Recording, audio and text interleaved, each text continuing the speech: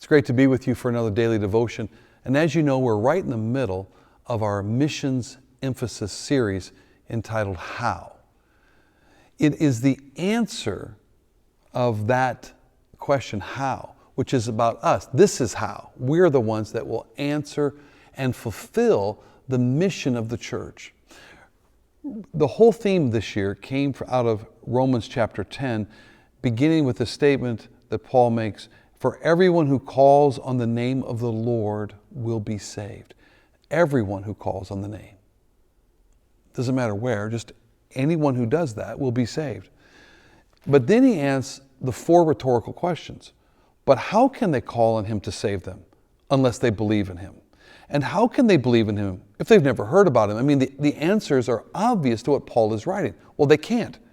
If they've never heard about him, they can't believe in him if they haven't heard about him. And then he says, and how can they hear about him unless someone tells them? Well, it's true. In other words, you can't call for somebody for help if nobody's ever told you. If no one had ever told you that you could dial 911, if they had 911, but no one had ever told you, well, you wouldn't know to call, which is kind of what he's saying here. 911 is the answer. In other words, it's that emergency call, and people will answer, and then they will send whoever they need to help you in an emergency situation. But if you've never heard about it, if they never told you about it, well, you wouldn't know to dial 911.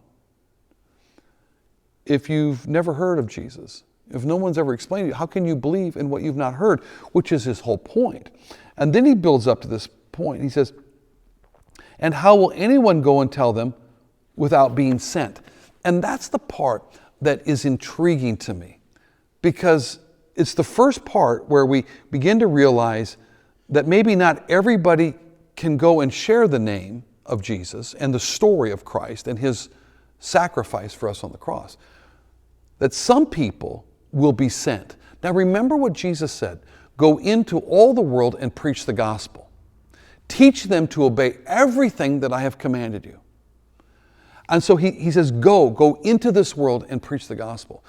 But here, he says, not only do we all have to be a part of the mission of going, and some of us would say, well, yeah, but I can't go, and I can't go to, let's say, Haiti or Russia or China or the Philippines. You can't do it all at once.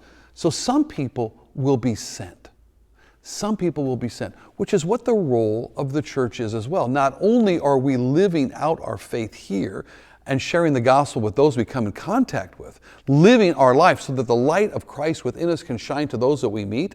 That's how we should be living our life. That's our goal, to please Jesus that way. But at the same time, the reason that we give this time of the year into missions, and as we have done traditionally in our church, is because of this line. Because there are some people that have to be sent. We're going to have to help them, finance them, help them, because we care about the people in other parts of the world that they receive the gospel message. So it has to be sent. Do you see?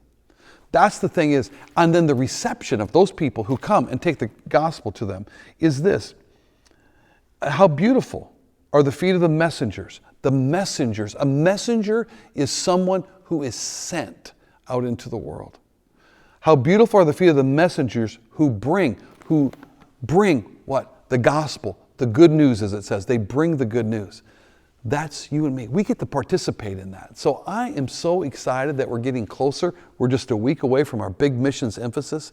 And no, it can't be exactly the way we've done in the past due to the number of people that we can bring into this facility.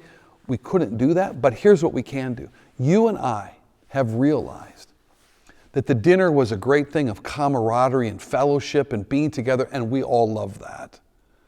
But we also realized the real importance, didn't we, of reaching out and making a difference in this world.